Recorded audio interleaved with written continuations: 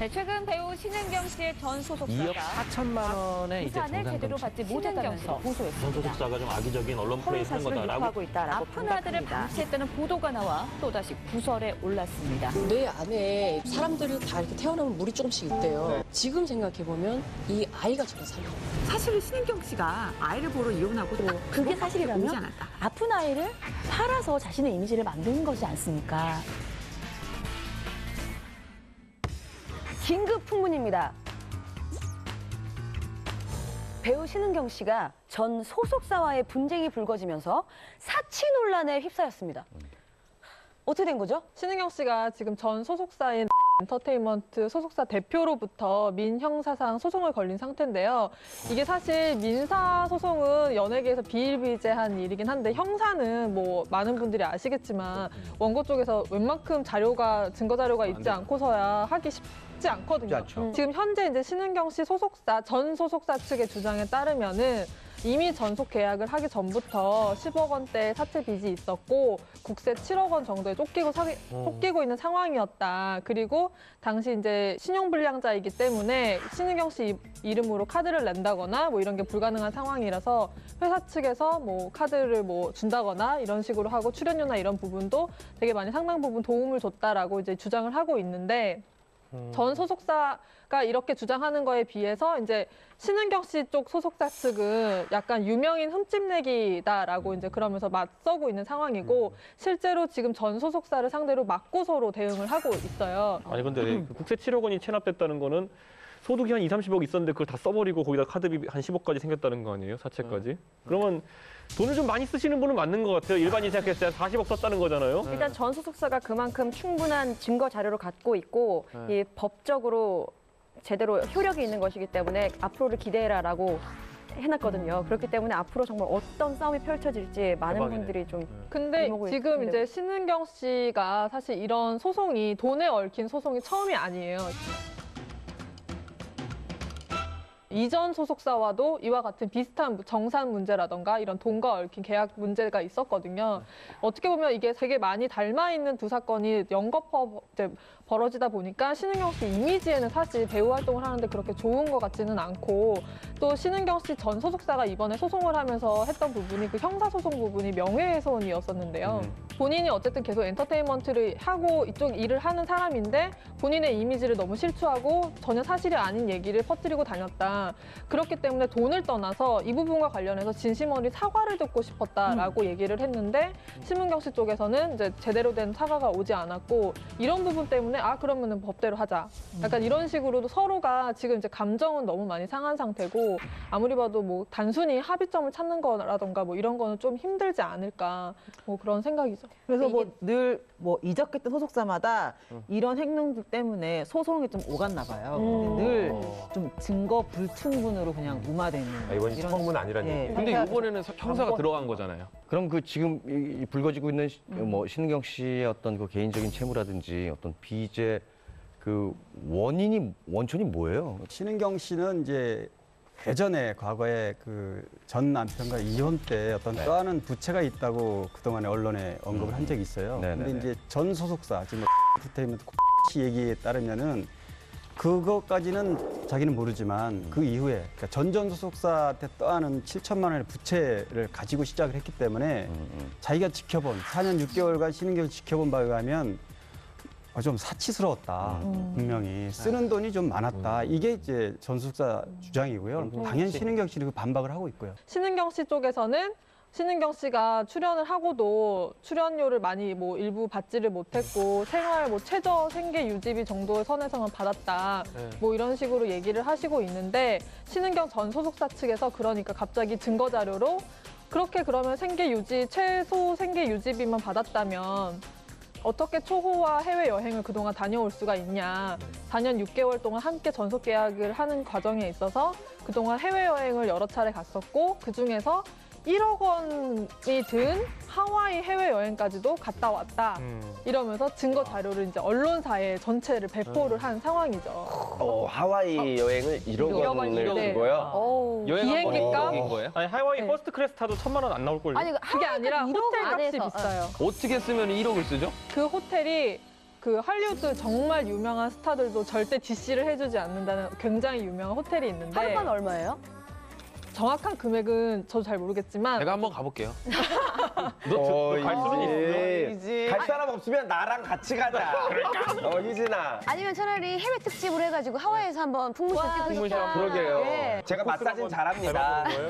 그러니까 신은경 씨의 사치에 대해서 주장한 부분이 또 몇 가지가 있는데 사치요? 사채? 사치에 대한 아까 전에 말씀드린 법인카드 얘기가 나왔잖아요. 그러니까 다른 사람의 통장과 다른 사람의 카드를 수억씩 쓰고도 본인 명의 통장 카드가 아니었다는 것을 빌미 삼아서 그렇게 돈 쓴 적이 없다라고 거짓말을 하고 있다라는 것이 소속사의 주장이에요. 백화점에 가서 수억 원의 뭐 옷을 그냥 그대로 갖고 와서 소속사 보고 처리하라고 하고 뭐 병원비 같은 경우도 1,000만 원씩 그렇게 쓰고 왔는데 또 역시 소속사한테 이거 해결 안 해주면 나 촬영장에 안 가라고 으름장을 놨다고 소속사는 주장을 하고 있습니다. 아니 병원비가 1,000만 원이면 뭐 거기서 뭘 했는지 저도 잘 모르겠어요. 뭐 어떤 거죠? 아이가 좀 아픈 아이가 좀 있어서 아. 그 부분 얘기가 좀 현 소속사에서 해명을 했고요. 네네. 사실 이제 출연료를 못 받았다거나 생계비도 못 받을 정도라는 거는 지금 조금 전에 얘기했던 1억 원 여행 경비하고 맞질 않죠, 아예. 그래서 이제 이게 서로 갈등의 소지가 되는 건데 그 부분이 바로 표 말은 일단 그 모든 자료, 돈이 건네갔던 자료는 기록으로 다 남아있다. 기록으로. 그래서 예를 들면은 돈을 보냈더니 문자로 신은경 씨가 고맙게 잘 받았다. 이런 확인 멘트도 있고 이런 것들에 대해서 주장을 하고 있어요. 아니 계속 얘기를 이어가자면 그 신은경 씨가 어쨌든 전 소속사와 관련해가지고 좀 약간 뭐 사실이 아닌 얘기를 좀 음해하고 다녔다, 뭐 약간 좀 왜곡된 얘기를 하고 다녔다라고 주장하는 부분에 있어서 또 하나 얘기가 나온 게 그 신은경 씨가 기획사랑 노예 계약 같은 거를 했다. 전 소속사랑 8대2로 수익을 나눴다고 해요. 누가 8이죠? 소속사가 신은경 씨. 연예인이 8. 연예인이 8. 외계가 아니네요, 그럼. 요즘에 그 8대1로. 현빈하고 강동원도 아니, 근데 8대2잖아요. 소속사가 빚을 갚아주겠다는 것을 빌미로 근데, 해서 생활비 정도만 뭐 조금 줬다라고 신은경 씨가 주장을 했던 거고 이게 전 소속사 같은 경우에는 그게 아니라 정말 출연료는 모두 다 뭐 빚으로 채무로 다 나갔기 때문에 그러면 안 줘도 되는 건데 생활비 쪽으로 계속 지급을 했다. 그리고 마지막 달에는 출연료까지 다 포함해서 더 줬다. 근데 오히려 며칠이 지난 다음에 소속사를 바꾸겠다고 연락이 왔다라고 주장. 그럼 소속사는 뭐가 남았어요? 채무가 남았죠. 채무가 남았죠. 한 2억 원 정도 되는 채무가 남은 상황인데 전 이거 보면서 느끼는 게 딱 뭐냐면은 이 원래 그 정치인들도 보면 돈 관련해가지고 이 관리 못하는 사람들 가끔 고소당하고 이러잖아요. 근데 정치인들도 어떤 사람들이 있냐면은 좀 이 사람은 돈 받고 모른 체 하는 사람이다. 아니면 돈 받고 좀 입을 씻는다. 나중에 오리발 내민다. 이런 사람이면은 그때부터는 사람들이 돈을 지원해준다 하더라도 증거자료를 수집해요. 신은경 씨 같은 경우 돈 보내놓으면 항상 소속사에서 그 증거자료를 모아놨다는 거잖아요. 그렇죠. 제가 봤을 땐 그 전에 그러면 약간 이런 것들로 인해 가지고 좀 업계에서 말이 돌았던 것이 아닌가 이런 생각이 왜냐하면 지금 전 소속사는 그 전에 앞선 저 소속사랑 소송을 벌였을 때 신은경 씨를 보호하는 쪽이었었기 때문에 이거에 대해서 잘 알고 계신 분인 거죠. 언젠가는 비슷한 일이 여기서도 발생할 수 있다는 생각이 터질 것이다. 뭐 의심을 했다고는 할 수는 없지만 폭탄이다. 어쨌든 경험을 했던 바가 있었기 때문에 이런 뭐 돈이 왔다 갔다 하는 그런 이동이라던가 이런 부분에 있어서 뭐 문자 증거랄지 입금 내역이랄지 뭐 이런 거와 관련된 자료가 있는 걸로 알고 있어요. 사실은 이제 신용 불량자이기 때문에 전 소속사 대표가 자기 이름으로 카드를 발급해서 이제 돈을 썼단 말이죠. 그러다 보니까 명확하게 입출금이 다 증거로 남아 있고 민사소송 들어가고 난 다음에 이런저런 음해하는 전 소속사 대표를 향해서 뭐 이렇게 좋지 않은 얘기를 많이 했다고 그래요. 그 주장에 의하면. 그래서 이제 형사소송까지 갔다는 얘기죠. 아, 근데 이걸 지켜보는 이제 시청자들 입장에서는. 시청자 입장 또. 여기 방청석 하나 만들어 놓을까 봐요. 김일중 총장 여기 그래요. 네. 정말 뭐 이런 사건을 잘 몰랐던 분들이 그냥 딱 보기 신은경 씨가 사치를? 왜냐면 그간의 이미지하고는 너무 어울리지 않는 단어잖아요, 사치가. 근데 예전에 또 어느 예능 프로그램 나와서 왜 뭐 자녀가 많이 아프다. 맞아요. 네, 그런 얘기도 있었기 때문에 그냥 생각할 때 뭐 치료비나 이런 거에 좀 많이 쓰지 않았을까. 아들이고요. 뇌 안에 이렇게 그 사람들이 다 이렇게 태어나면 물이 조금씩 있대요. 근데 이제 이 물이 조금 많다 보니까 늙는 거죠, 쉽게 말하면. 예. 8살에 있어야 될 두뇌가 2살이나 3살 뭐 이렇게. 예. 그러니까 처음에는 검사를 뭐 예를 들어서 일주일에 한 번씩 막 계속 하다가 그 다음엔 한 달, 그렇게 또 6개월 지난 다음에는 뭐 또 1년에 한 번, 최종적으로는 2년을 포기 못 하다가 결국은 나중에 이거 수술을 해도 안 되고, 그러니까 수술을 할 만한 상태도 아니고 다 이런 상황이 되고 나니까 사람이 저 자신을 그냥 놔버리게 되더라고요. 근데 지금 생각해보면 이 아이가 저를 살린 거예요. 그래서 이 아이한테 해줄 게 뭔가 있다라는 걸 제가 찾아내면서 자꾸 그렇게 시간을 보내면서, 그리고 결국 그것 때문에 저는 최악의 상황에서도 포기를 못했던 거예요. 걔가 저를 지켜준 거예요, 사실. 후배이기 때문에 이런 어떤 문제들이 불거지는 거에 대해서 굉장히 참 안타까운 거는 틀림없는 사실이고요. 제가 알고 있기로는 전 남편의 부채를 신은경 씨가 떠안은 적이 없습니다. 예, 그렇게 알고 있어요. 한 푼도 갚은 적은 없고요. 그리고 그 아이도 물론 이제 언론에 밝혀져 있습니다만 이혼하기 난 다음에 아이도 지금 그 전 이 시어머님께서 88세 된 시어머님께서 지금 8년간 키우고 계세요. 8년 동안 두세 번 네. 신은경 씨가 와서 아이랑 그래서 먹고 어쨌든 그 아이에 관한 어떤, 그리고 또 전 남편의 부채는 전 남편의 지인이 자기 땅을 담보로 해서 이 부채를 갚았어요. 그러니까 신은경 씨가 갚은 건 아닙니다. 그래서 더 비난 여론이 커지고 있죠. 신은경 씨는 예능 프로그램 나와서 아픈 아이를 내가 키우고 있고 전 남편의 부채까지 내가 떠나서 갚고 있다라고 그렇죠. 굉장히 동정표도 많이 얻었고 많은 사람의 위로도 얻었는데, 이렇게 지금 물론 한쪽 일방적인 주장이긴 하지만 그쪽에서 시어머니가 키우고 있다는 것도 어떻게 보면 드러났고, 또 빚 또한 신은경 씨가 갚은 것이 없다고 드러났기 때문에 더욱더 비난 여론이 커지고 있습니다. 지금 여기에 안 좋은 상황이 하나 더 겹친 게 있어요. 제가 얼마 전에 단독 보도를 단독 많이 하시더라고요, 요즘에. 신은경 씨가 그 지난 7월에 한 SBS 방송에 출연해가지고 공개 연애를 시작을 하셨어요. 네. 그렇죠. 당시에 이제 기사가 먼저 나온 건 아니고 방송을 통해서 먼저 사실을 알린 건데, 뭐 그때 말씀하신 걸 따르면 좋아하게 된 분을 만나서 행복하다라고 하면서 만나는 분이 있고 일반인을 만나고 있다라고 이제 조심스럽게 알렸는데, 그리고 나서 이제 최근에 보니까 그분이랑 이제 결별을 하셨더라고요. 아니 방송에서 연예인이 방송에서 진짜 공개 연애를 할 정도면 정말 많이 사랑하고 깊은 사이라는 깊은 사이라는 건데 특별하게 헤어지는 이유가 있어요? 헤어지는데 이유 있나요? 헤어지는데 이유가 있었던 것 같아요. 있어요? 네, 이 남자친구랑 헤어지는 과정에서 돈 문제가 또 있었던 거예요. 그래서 이것 역시 민사 소송이 걸렸어요. 신은경 씨가 전 남자친구가 남자친구랑요? 오죽했으면 전 여자친구에게 민사 소송을 금전적인 문제를 열었어요. 얽혀있는 게 한두 개가 아닌 거예요. 지금. 아니 그 남자친구라는 분이 제가 아는 동생인데. 진짜? 그 친구가 좀 금전적으로 좀 풍족한 친구인가요? 아니요, 그렇지는 않을 거예요. 아마. 일을 열심히 하는 친구니까. 뭐 집안이 막 굉장히 부유하거나 뭐 이런 집안 그런 친구가 건 아니라 아니에요. 굉장히 전문직으로 열심히 잘 하는 친구고 굉장히 마음이 착한 친구인데. 근데 석천형 주변에는 나쁜 사람은 없어요? 없어요. 빼고.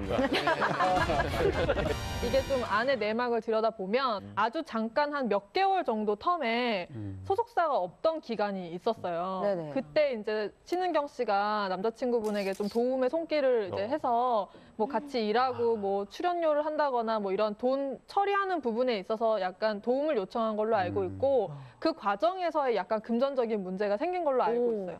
남녀 관계에서 뭔가 돈을 요구하고 이런 게 참 힘든데 사실. 그렇죠. 아니 희진 씨, 네. 돈을 요구하거나 그랬던 여자친구는 없었어요?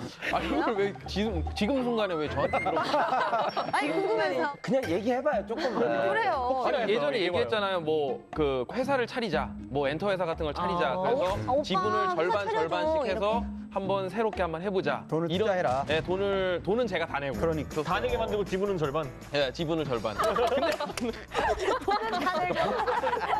뭐 어쨌든 정확한 결과는 지금 뭐 사건이 진행 중이니만큼 네. 법에 정확한 어떤 그 심판이 분명히 있을 거라고 생각을 하고요. 신은경 씨가 많은 국민들한테 사랑을 받았던 스타인 만큼 진실이 밝혀지기를, 명명백백하게 밝혀지기를 바라겠습니다. 풍문으로 들어쇼! 소속사와의 분쟁은 스타병 때문이다. SNS에 내가 사진 올리면 무조건 화제가 된다. 강원도 산골이었어요. 그 커피만 마시겠다. 왕복 6시간에 걸쳐서 결국 딱 왔어요. 정확하게 아주 왜요? 방송으로 처음 제가 말씀드리지만 몇 성급 호텔 이상의 수영장에서 성폭행을 했다. 동료 연예인을 갈취하고 폭행까지. 심한 범죄네. 난 내가 너무 잘 알고 있는 얘기거든. 와, 이거 이대로 방송 나가면 단 하나도 아니야. 이대로 방송 나가면 이거 우리 시청 10 찍을 수 있어. 얘기해봐.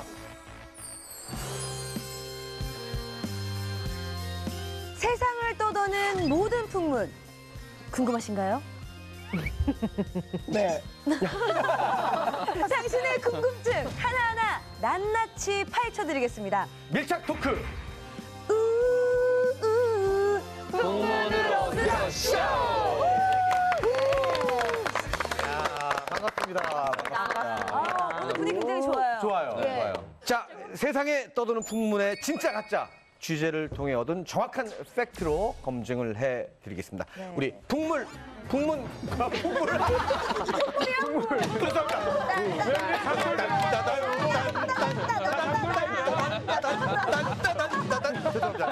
자, 풍물 아니죠? 풍문 검증단 나오셨습니다. 반갑습니다. 예. 자, 고급 정보. 인터넷을 아주 뜨겁게 달궜던 열애 기사가 또 하나 있잖아요. 그렇습니다. 뭐, 네, 예. 국가대표 축구 선수 손흥민 선수와 애프터스쿨 출신의 연기자 유소영 씨의 열애설. 또 우리 풍문쇼에서 우리 강일원 기자님께서 잡으셨잖아요. 와. 예. 어떻게 잡으신 거예요? 아, 여기 뭐 쟁쟁한 기자들이 워낙 많아서 지금 말씀하시는 게 아니에요. 야, 그게 아니에요. 굉장히 거만한 표정이신데요. 자세부터가 이렇게 앉아있다가 말씀만 듣고. 그래. 뭐 이거 가지고 뭐 이런 느낌으로. 사실 뭐 손흥민 씨 하면 워낙 핫한 스포츠스타고 차범근, 뭐 박지성 이후 뒤를 잇는 최고의 스포츠스타잖아요. 네네. 우리가 정보를 포착하고 있었고 손흥민의 움직임을 계속 따라붙어서 결국 이제 그날 데이트 장면을 포착한 거죠. 뭘 했는지가 너무 궁금해요. 그렇죠. 좀 자세히 좀 말씀해 주세요. 이게 이제 빼빼로 데이트라고 저희들이 명명했는데 사실은 빼빼로 데이가 11월 11일이고 이 두 사람이 데이트한 날은 14일이에요. 3일 지난 날인데 파주 NFC 국가대표 트레이드 센터죠. 거기에 이제 월드컵 예선전 소집이 돼 있는 건데 손흥민 씨가. 그래서 그날은 사실은 뭐 슈틸리케 감독은 술이나 담배를 숙소에서 먹는 거 아니면 좀 이렇게 자유롭게 좀 해주는 그런 감독이기 때문에 그날 저녁에도 유소영 씨가 차를 직접 몰고 왔어요 거기에 저녁에 와서 손흥민 씨가 이제 빼빼로를 여러 개를 색색으로 다 들고 이렇게 있는 장면부터 이제 사실 데이트가 시작이 됐는데 뭐 전화를 하고 또 잠시 후에 이제 흰색 유소영 타고 온 차를 타고 와서 둘이서 이제 차에서 만나서 데이트를 했고 어디를 갔어요? 어디를 갔어요? 그럼 차에서 데이트를 했다. 네. 차 안에서 뭘 하던가요? 남녀가 차에서 있으면 손도 잡고. 얘기도 종류가 여러 가지가 있거든요. 안이 보였어요. 뭐 아이 컨택트도 있고 아니면 뭐. 그래서 이제 차 안에서 사실 뭐 일단 조용한 곳으로 또 카페 같은 곳으로 옮겨서 네. 단둘만의 또 데이트도 좀 하고요. 사람들 그게 눈에 의식 안 하고 그냥 카페를 들어간 거예요? 시간차가 없이? 그러니까 사람들이 없는 좀 한적한 곳에서 만났고 사실은 이제 그 부분은 뭐 굉장히 좀 프라이빗한 부분이라서 한 전체 데이트 시간 한 3시간 정도 만나서 헤어질 때까지 데이트를 하고 3시간이요? 네, 데이트를 하고 다시 네. 그 차로 트레이드 센터까지 바래다 주고 네. 아쉬운 작별을 하는 장면까지 작별을 할 때 어떻게 작별을 하든가요? 차 안에서? 손키스 손키스를 어떻게 하는가요? 손키스를 계속 이거 아쉬운 장면을 이렇게 날리는 거죠 계속 이렇게. 이런 장면을 이제 난 또 사진으로 이렇게 그런 뽀뽀죠 이거는. 무릎 키스가 꿇고 아니라. 그러니까 워낙 사실은 뭐 짧게 굵게 짧은 시간 데이트여서 표현에 좀 조심을 해주세요. 이게 좀 오해할 수 있으니까. 아니 그 우리 손흥민 선수가 네. 골을 넣었을 때 이렇게 했나? S. 네, S 이거 했잖아요. 이게 유소영 씨의 소영이라는 말도 있고 그게 네. 여자친구 이니셜이라는 말도 있고 그냥 손흥민의 S라는 말도 있고 손흥민 슈틸리케란 얘기. 맞아요. 슈틸리케 감독의 S라는 말도 있고 석천의 S일 수도 있어요. 석천형을 드러내고 싶으면 다른 시그널 뭐 이런 게 있었겠죠. 이런 게 있었겠죠. 평소 손흥민 선수가 차두리 선수를 되게 존경해요. 그래서 차두리 선수 등 번호가 5번인데 그 5를 뭐 나타낸 거다라는 못하게 그냥 이걸 하지 별 2~5개처럼. 아니 그래서 되게 여러 가지 얘기가 많이 있었는데 실제로 그 12일 날 한국 대 미얀마전 경기를 유소영 씨가 직접 관람을 하러 가셨고 또 인증샷을 SNS에 올리셨어요. 그리고 나서 17일 날 라오스전 원정 경기 때 손흥민 선수가 2골을 넣고 이제 그 S인지 숫자 5인지 그거를 세레모니를 하셨거든요. 그거를 두고 이제 얘기가 있었는데 요 매체에서 여기서 그거는 유소영의 S인 것 같다라고 요 매체라고 그러면 편집돼. 요 매체라고 그러면.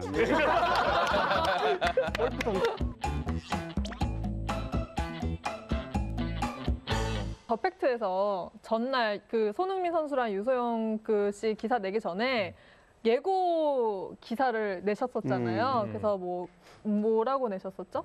국민적인 스포츠 스타와 배우가 만난다. 더 팩트 대표님이 그 전날부터 밑밥을 까시더라고요. 그러니까 지인들 전부 다. 사실 그래서 너무 기대했어요. 그래서 소문에는 이상하게 이런 소문이 났어요. 김연아랑 오상진이다. 이런 소문이 난 거예요. 그런 게 정말 되게 의외다. 그러니까 그게 돌아가 저는 대표님 그 보내주셔가지고 이거 다 돈 거잖아 이랬더니 아닐걸요? 뭐 이렇게 하시더라고요. 오상진 씨한테 직접 전화가 왔어요 또 우리한테 전화 와서 나 아니다. 근데 사실은 오버하는 것 같다는 생각도 있고 그게 아니면 말지라는 생각도 사실 그러면은 지금 조금이라도 의심이 간다. 우리 배짱이의 촉. 도둑이 재발리는 부분도 있지 않느냐 이런 생각도 이제 하게 됩니다. 또 전화 오겠네요. 또 전화 오시겠다. 어쨌든 그런 김연아, 오상진 그게 아침에 계속 오전 내내 나왔고 유소영 씨하고 그 기사를 출고하기 바로 직전에 5차례 정도 통화를 했어요 사실은. 왜냐하면 본인의 생각도 굉장히 중요하고 본인의 의사를 존중해야 되기 때문에. 아니 그럼 만약에 본인이 기사를 좀 안 내셨으면 좋겠어요 하면 기사를 안 내시는 거예요? 그 부분도 이제 충분히 감안해야 되는데 어쨌든 두 사람의 그 데이트 장면과 두 사람의 감정이 중요한 거니까 그 부분에서 물어봤고요. 원래는 아침 8시 반에 기사를 출고하려고 그러다가 시간을 30분 늦춰줬어요. 손흥민 씨가 교감을 해야 되는데 우리가 아침 8시면은 영국은 손흥민 씨가 있는 거 11시가 좀 넘은 시각에 밤. 통화가 계속 지체가 돼서 그 부분을 좀 기다려주고 둘이서 통화하도록 시간을 주는 바람에 한 30분 늦춰서 이제 아침 9시 출고를 한 거죠. 열애 기사. 어쨌든 그 상황에 둘이 통화하고 이렇게 소통하면서 같이 대응한 건 맞는 거예요? 그렇죠. 그러면 손흥민 선수 측에서도 이 기사가 나가는 건 알고 있었다는 거네요? 당연히 알고 있죠. 우리가 직접 손흥민 씨하고는 이제 통화가 되지를 않았는데 유소영만 지금 인정을 하고 유소영 씨만 손흥민은 아직. 근데 저는 진짜 궁금한 게 뭐냐면 유소영 씨는 전화 인터뷰도 하고 뭐 맞다고도 하고 혼자 계속 인정을 하는데 손 선수가 말이 없어요. 그 얘기를 제가 좀 늘 없죠. 궁금하죠 사실. 근데 소문에 좀 손흥민 선수가 바람기가 좀 있다는 소문도 있더라고요. 있어요. 있어요. 있어요? 어떻게 알아요? 이 선수 아는 분들 되게 많잖아요. 너만큼 있니? 어떻게 아세요? 주변에 이제 지인인데 예전에 사귀던 여자친구예요. 여자친구의 친구가 이제 화장품 CF 하는 모델이었어요.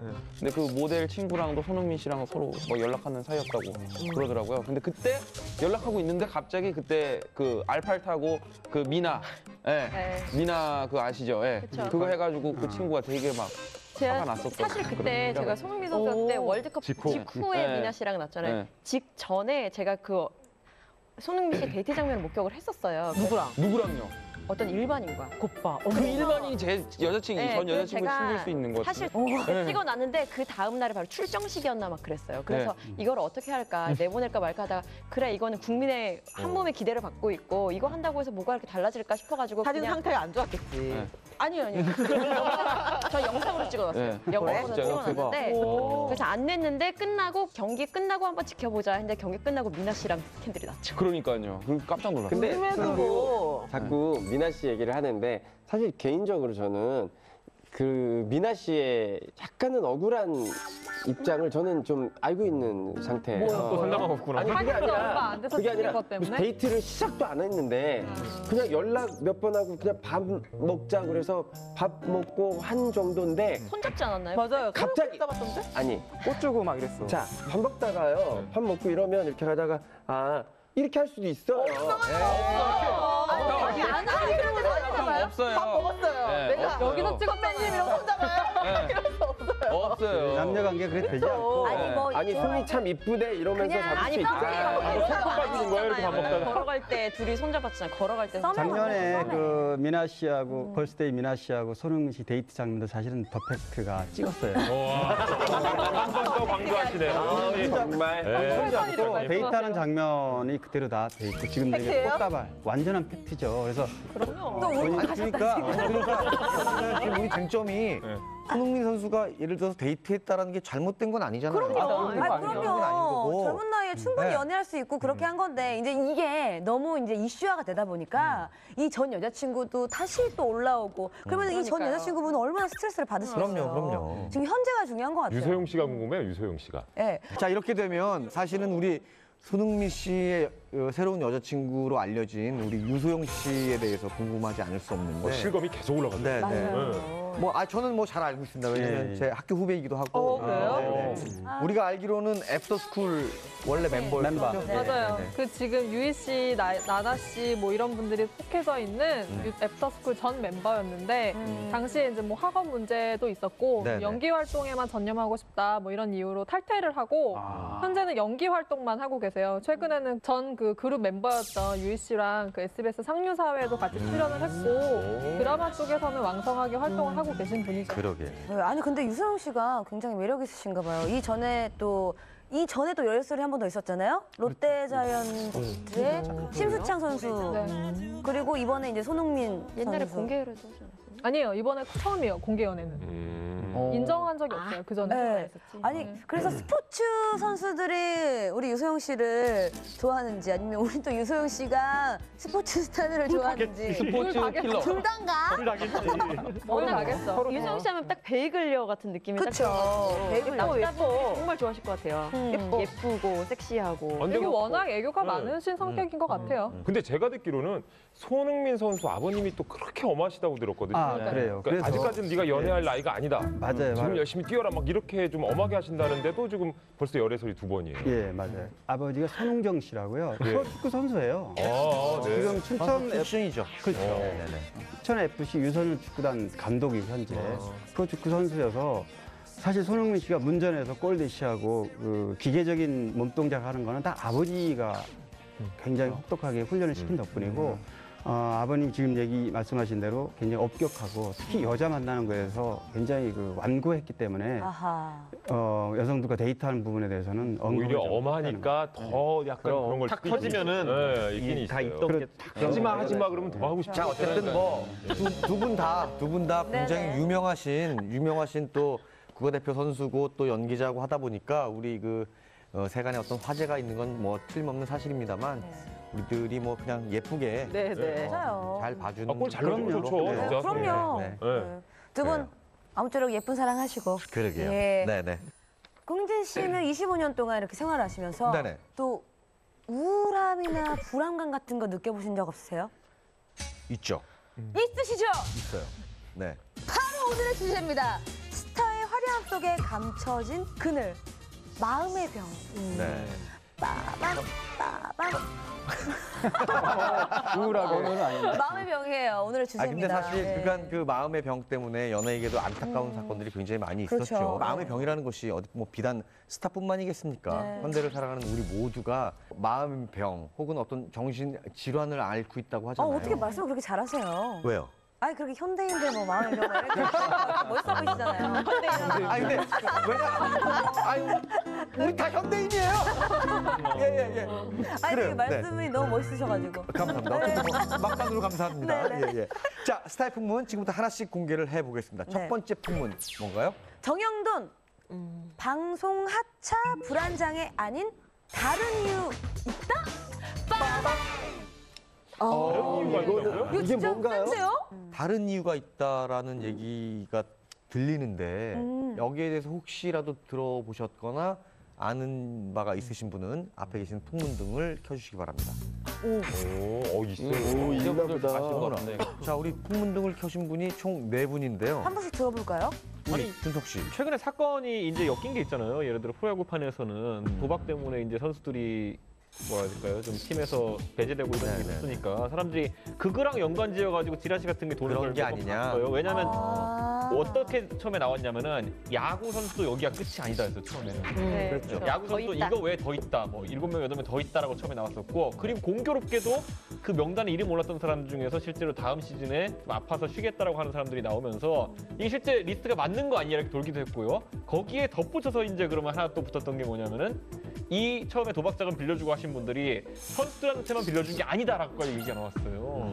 네, 그러다 보니까 그런데 그 시기에 하필이면은 정영돈 씨가 급격하게 활동을 중단하다 보니까 사람들이 연결을 지으려고 했던 사람들이 있는 거죠. 그리고 우리가 알다시피 찌라시는 원래 한 50% 정도의 진실과 50% 정도의 이어주는 소설들이 엮여 있는 거기 때문에 어디까지가 진실이고 어디까지 소설이 파악이 안 됐지만 그런 지라시들이 보였던 건 맞는 거죠. 정영돈 씨가 지금 굉장히 아주 맹활약하고 핫한 4대 천왕이라고 불리우잖아요. 네네. 근데 정점이었는데. 모든 프로그램에서 일단은 좀 내려오셨어요. 하차를 하셨고. 아니, 최근에 정영돈 씨가 전 했던 말 중에 그게 참 놀랐던 게 뭐냐면 뭐 김재동 씨랑 같이 방송을 하는데 옆에서 날 찌를 것 같았다 이렇게.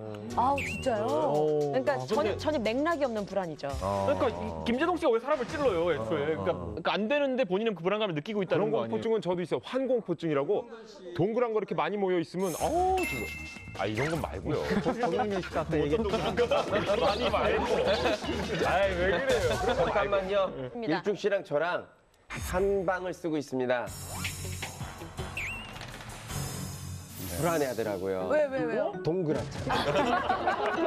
동그랗고 못 맞춰요. 형님 눈을. 실제로 그 정영돈 씨가 했던 한 프로그램 중에서 팬들을 불러서 같이 이렇게 인사하는 자리 같은 게 있었어요. 근데 그렇게 팬들이 한 10명 정도 이렇게 우르르 몰려온 모습을 보고 정영돈 씨가 극도로 예민한 반응을 보이셨다고 하더라고요. 팬을 해치러 온 사람들이 아닌데 그런데. 그쵸. 그러니까 이게 장애라는 거야. 그런 게 이제 불안함으로 갑자기 그냥 어느 순간 다가오면 이거를 설명할 수가 없는 거예요. 예전에 한번 인터뷰를 한 적이 있어요. 정영돈 씨 자체가 인터뷰를 좋아하지를 않아요. 근데 인터뷰를 했는데 인터뷰 조건이 사진을 찍지 않는 거예요. 사진을 찍지 않는 거였어. 사진 찍는 저는 되게 그냥 귀엽고 되게 밝고 개그맨이니까. 그래서 만나면 얘기를 너무 재밌게 잘해요. 근데 사진은 절대 안 찍었으면 좋겠다. 그 불안 장애 가지신 분들이 제일 대표적으로 그 사진을 못 찍게 하더라고요. 맞아요. 개그우먼 김신영 씨 같은 경우도 인터뷰를 안 하는 이유가 역시 사진 찍기가 싫어서 안 한다고. 실제로 그것 때문에 정영돈 씨가 하는 프로그램, 새로 론칭하는 프로그램은 제작 발표회를 안 하고 건너뛰는 경우도 있어요. 사실 형돈 씨랑 저랑 냉장고를 하잖아요. 그래서 이제 아파서 이제 하차한다고 했을 때 많은 분들이 저한테 형돈 씨 걱정하는 많이 평소에 어땠냐 이렇게 물어보시는 분들이 있었는데 형돈 씨가 사실은 대기실에서 대기할 때 굉장히 조금 지친 모습을 가끔 보일 때가 있어요. 특히나 이제 아시는지 모르겠지만 복숭아에 대한 알러지가 있어서 저희도 몰랐었어요. 있어요. 근데 그게 굉장히 심각하더라고요. 심각해요. 심각하게. 뭐 난리가 나요. 얼굴이나 피부 네. 전체에. 가까이서 그래서- 보지도 못한다고 그러더라고요. 네네네. 냉장고에 복숭아 본 거 그거 보고 녹화를 2시간 반 동안 못했어요. 네, 막 이렇게 뭐가 막 나고 이래서 본 것만 해도 네, 보고 이게 냉장고 열어서 어느 정도 거리가 어느 정도 거기 있으니까 이게 이제 냄새라든가 뭐 이게 복숭아 털이라든가 굉장히 예민한 거죠. 굉장히 예민해요. 그래서 쉴 때도 대기실에서 저희가 방해를 하지 않아요. 혹시라도 힘들고 지칠까 방송을 하면서 그걸 저는 보면서 시청자 입장에서 한 번도 느끼지 못했는데 굉장히 그럼 프로페셔널하게 그걸 버텨왔다는 거네요. 그거를 그 예민함을. 왜 무한도전에서 정영돈 씨의 어떤 증세들이 조금씩 나왔잖아요. 예를 들어서 긴박한 상황일 때 옆에서 한쪽에서 계속 뭐 구토를 한다든지 한쪽에서 뭐 배를 잡고 있는다든지 이런 모습이 되게 많이 그런 게 나왔거든요. 있었어요? 뭐 아니면 화장실을 좀 왔다 갔다 맞아, 가죠. 화장실 맞아. 그래서 화장실을 가고 과민성 가는 대장 증후군이다 캐릭터는 이런 얘기가 있었는데 결국 그 맥락은 불안 증세에서 비롯됐다라고 보는 것이 맞다는 거죠. 이런 걸 이렇게 쭉 보니까 저도 약간 있으면서 정영돈 씨도 증세가 있었네요. 아 그래요? 왜냐면 저희가 이제 같이 촬영을 하면서 쉬는 시간 타임이 있잖아요. 그 이렇게 한 요리 끝나고 다음 요리 준비하려고 세팅할 때 저랑 정영돈 씨가 찾는 데가 있어요. 화장실이거든요. 근데 화장실이 저희 팀이 쓰는 화장실이 아니고 저쪽 끝에 아무도 잘 안 가는 좀 한가한 화장실을 제가 거길 발견해서 가는데 가면 꼭 옆칸에 누가 있어요. 그 화장실을 두 칸이 있는데 차지하는 게 하나가 정영돈 씨고 하나가 저예요. 저도 약간 과민성 대장 증상이 있어서 방송하거나 이럴 때 굉장히 좀 예민하거든요. 그래서 맨날 나오면서 야 형돈아 너 속 안 좋니? 나 과민성 대장 증상이라는데 너도 그러니? 그랬더니 아 형 저도 좀 계속 안 좋아요. 이런 얘기를 한 적이 있거든요. 촬영 이 하차하기 전까지도. 지금 이렇게 해서 방송 활동을 중단하게 됐던 원인을 제가 가만 보면 사실 정영돈 씨도 재미없다, 뚱뚱하고 못 웃긴다 이런 비난을 많이 받았어요 사실은. 웃기는 거 빼곤 다 잘한다 뭐 이런 얘기 했죠. 근데 이런 거에 대해서 성격도 약간 소심한 편인데다가 그런 얘기를 들으면 많이 굉장히 받았죠. 그런 거에 스트레스 많이 받았다는 거죠. 맞아요. 저도 노래만 되게 잘한다라는 소리를 되게 많이 들어가지고. 진짜요?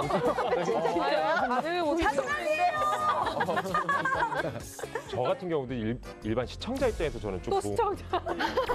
시청자 입장에서 분명히 보이거든요. 무한도전이나 초창기에는 진짜 소심한 캐릭터가 아니라 그냥 정말 그랬잖아요.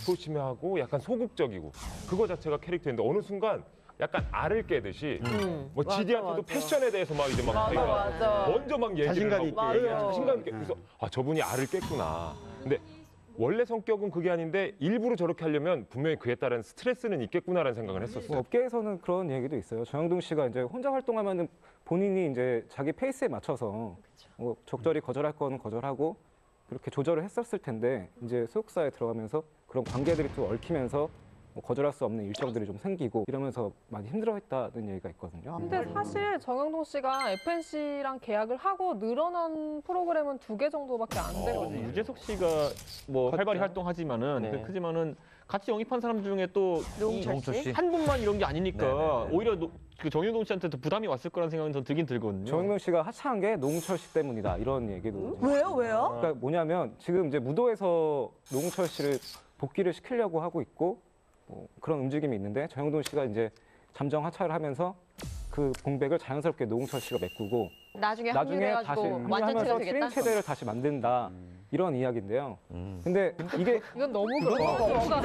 너무 이렇게 같은 회사다 보니까 이런 얘기들이 또 나오고 우리 같은 회사라서. 아, 같은 회사니까. 그리고 사실은 그런 큰 회사가 그 아티스트 한 명 때문에 일희일비하지 않아요. 그럼요. 그러니까 정영돈 씨 같은 경우는 또 그 사업으로 인해서 본의 아니게 좀 마음고생이 심했잖아요. 돈가스 사업을 하는데 이 하는 형님이 제가 아는 형님이거든요. 원래 벤처 사업 투자자 많이 하시고 이런 분인데 이분도 되게 안타까워하셨어요. 그러니까 정영돈 씨가 이 논란에 휩싸여가지고 함량 미달이라는 걸로 했는데 사실 제조 공정상 이게 관리가 잘 안 될 수 있는데 오히려 정영돈 씨는 이거에 대해서 지분을 소유한 게 아니라 사실 광고 모델 개념으로 이름을 빌려준 건데 거기서 오히려 같이 윈윈하자고 섭외한 건데 이미 타격을 입게 돼가지고 되게 미안하더라고요. 이 돈가스 맛은 괜찮았어요. 돈가스는 원래 다 맛있어요. 네. 우리 진영 씨 같은 경우는 굉장히 사실은 해피바이러스잖아요. 보고 있으면 기분 좋아지고 이분이야말로 정말 근심 걱정 없을 것 같고 근데 이런 분들이 사실은 한번 훨씬 더 자기한테 그 엄격한 부분이 많거든요. 스트레스 어떻게 풀어요? 저는 항상 일 끝나고 맛있는 걸 먹어요. 일 끝나고? 근데 원래 먹는 걸 좋아해서 배가 든든해야 잠이 잘 오잖아요. 그렇죠. 그거인 거예요. 일 끝나고 맛있는 거 먹으러 갈 때 네. 얘기 좀 해주세요. 알겠습니다. 저 같은 경우는 이게 그 외식업을 하고 있으니까 그런 댓글이나 이런 게 저한테 굉장히 심각하게 영향을 미쳐요. 그렇죠. 그러니까 가게를 하다 보면 제가 없을 때도 많고 그러니까 손님들을 일일이 다 케어를 못 하는데 모든 손님들이 다 좋아할 수는 없잖아요. 그럴 때는 이제 SNS에 이렇게 뭐 본인이 겪은 안 좋은 면을 막 이렇게 공개적으로 막 올릴 때가 있는데 식당에서 느꼈던. 네, 근데 그럴 때 갖은 욕을 다 해가면서 고스톱을 치는 거예요. 서로가 똥 빠이 맨날 팔아. 근데 왜 신화 여러분들이 봤을 때는 그냥 단숨에 뭐 돈이 캐릭터를 잡아서 이렇게 됐을 거다라는 거 생각하시는 분들이 굉장히 많이 계실 수도 있을 것 같아요. 왜냐면 무한도전이라는 큰 프로그램이 있었기 때문에. 과정을 보면 스트레스가 없을 수가 없는 게 일단 말씀하신 것처럼 알을 깬 거는 정말 데뷔 때부터였죠. 뭐 대학로의 갈갈이 패밀리 극단 거기에 입단해서 활동을 했고 2002년에는 신인 개그맨 선발대 KBS에 들어갔죠. 공채 개그맨으로 데뷔를 했고 뭐 개그 콘서트, 폭소클럽 이런 공개 프로그램에서 존재감을 나타냈는데 이런 공개 프로그램이 정말 스트레스를 많이 받잖아요. 그러니까 일주일에 그 공개 그 코미디 쇼를 하는 그날 빼고는 매일같이 모여서 아이디어하고 또 PD님한테 혼나고 맞아요. 작가님한테 혼나고 다시 또 하고 또 검사 받고 그 결정되기까지 정말 힘들고요. 결정되고 나서 무대에 오르 선배와 함께 융합해서 그거를 무대에 올리기까지 정말 힘듭니다. 그리고 했는데 제가 개그맨 KBS 개그맨 공채 출신이었는데 3개월 연습했다가 그만둔 이유가 그런 것 때문에. 정말 힘들죠. 아 정말 스트레스가. 그 선후배 간에 그런 것도 되게 강했어요. KBS가 잘했어요. 제가 그 얘기를 많이 들어가지고. 그때는 제가 있을 땐 더 강했죠. 옥상 많이 올라가셨어요? 네? 옥상만 올라가셨겠어요. 화장실도 많이 가시고. 때는 지금 코미디언실의 문을 거 닫으면 후배들이 발발 떨었어요. 그렇죠. 사실은. 예전에는. 그래서 뭐 스트레스가 꽤 많은 직업이죠. 개그맨이라는 저도 게. 그런데 우리가 지금 전부 다 불안장애니 공황장애니 얘기하면서 정확히 뭐가 뭔지는 잘 모르고 모르잖아요. 얘기하잖아요. 그래가지고 제가 이걸 좀 찾아가지고 분류를 해봤어요. 근데 범불안장애라고 하는 거는 뭐냐면은 이유 없이 그냥 불안하고 걱정을 많이 하는 증상. 밑도 끝도 없이. 네, 밑도 끝도 없이. 강박장애 같은 거는 좀 뭐 이런 거. 그런 거 있잖아요. 청결에 과도하게 신경 많이 쓰는 결벽증 같은 불막 맞추고 이런 거 있잖아요. 그 가끔가다 그 화장실 문 열고 나오면서 또 다시 한번 닦고 나오시는 분들 이런 분 있잖아요. 엉덩이로 밀고 나오고 이런 분들 있잖아요. 나는 화장실 장애. 화장실 장애가 뭐예요? 화장실을 밖에서 못 해요. 못 가요. 그래서 변비가 많으시잖아. 근데 저 같은 경우는 아니거든요. 그거랑 다른 아니 뭐 꼭 얘기한 건 아니에요. 저 쾌변이거든요. 그날이 그날이 아니다. 그렇게 받으면 별얘기를 다 합니다, 진짜. 어쨌든 뭐 사실은 우리 형돈 씨 이외에도 우리 스타들 중에 이런 어떤 그 우울증이라든지 아니면 많죠. 불안장애라든지 공황장애라든지 이런 것들을 앓고 계시면서도 표현을 못하고 계신 분들이 굉장히 꽤 있으실 거예요. 제가 그 최근에 이경규 씨랑 취중 토크 인터뷰를 했던 적이 있어요. 근데 심하시죠, 이경규 공황장애. 씨도 이제 공황장애를 앓고 있다라는 얘기를 이제 방송에서도 얘기를 하셨잖아요. 근데 실제로 제가 취중 토크를 할 때 되게 인상적이었던 게 술을 굉장히 빨리 드세요. 그러니까 제가 한 컵을 비워낼 때 이미 한 3-4컵을 이미 마시고 계시더라고요. 그래서 아니 왜 이렇게 술을 빨리 드시냐고 이랬더니 너무 평소에는 신경 쓸 게 많고 할 게 많아서 현실에서 빨리 벗어나고 싶어서 술을 빨리 먹다 보니까 이게 버릇이 돼가지고 지금은 빨리 먹고 빨리 집에 가서 잠을 잔다 이런 얘기를 하시더라고요. 그래서 아 되게 이게 공황장애가 심하시구나 이런 생각이 들더라고요. 왜 이경규 선배님 하면은 굉장히 기운차고 되게 좀 당차고 좀 파이팅 넘치시는 약간 그런 졸업도 하셔야 되니까. 그런 이미지시잖아요. 근데 저는 그런 얘기 듣고 좀 되게 의외다라고 생각을 했거든요. 이경규 씨는 사실 제가 좀 잘 알죠. 이경규 씨가 결혼할 때 결혼 기사를 제가 썼기 때문에 그 이후 꽤 오래전부터 이경규 씨하고는 친분 관계를 맺었고 꽤 오래되신 관계네요. 그래서 이경규 씨가 대기만성형이에요. 지금 잘 나가지만 한동안 굉장히 인기가 없어서 힘든 시절을 겪었단 말이죠. 그래서 지금 이경규 씨도 불안장애나 공황장애를 겪었던 이유가 탑스타의 자리에서 바쁘게 활동을 하잖아요.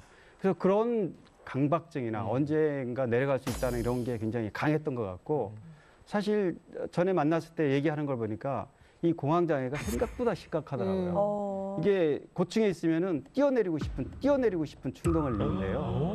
그러니까 그거를 그 순간을 누군가가 만약에 제어를 못 해주면 잘못하면은 그럴 수 있죠. 떨어질까봐 무서워하는 게 아니라 본인이 뛰어내리고 싶을 정도로 해서 그런 게 무서워서 빨리 엘리베이터 타고 밑으로 땅으로 내려간다는 이런 얘기들 하더라고요. 그리고 실제로 예림이가 어렸을 때 식사를 하러 나가면 다들 그냥 와이프는 어떻게 생겼지? 딸은 어떻게 생겼지? 이러고 궁금해서 몰려들고 막 사진 찍고 이러는 게 너무 불편하고 무서웠대요. 근데 심지어 요즘에는 핸드폰으로 다 찍잖아요, 그렇죠. 사람들이. 다 찍죠. 그래서 어딜 뭐 외국을 가도 찍히고 막 이러다 보니까 그런 게 굉장히 힘들다라는 얘기를 하시더라고요. 얘기 들어보니까 저도 그런 스트레스가 있었네요.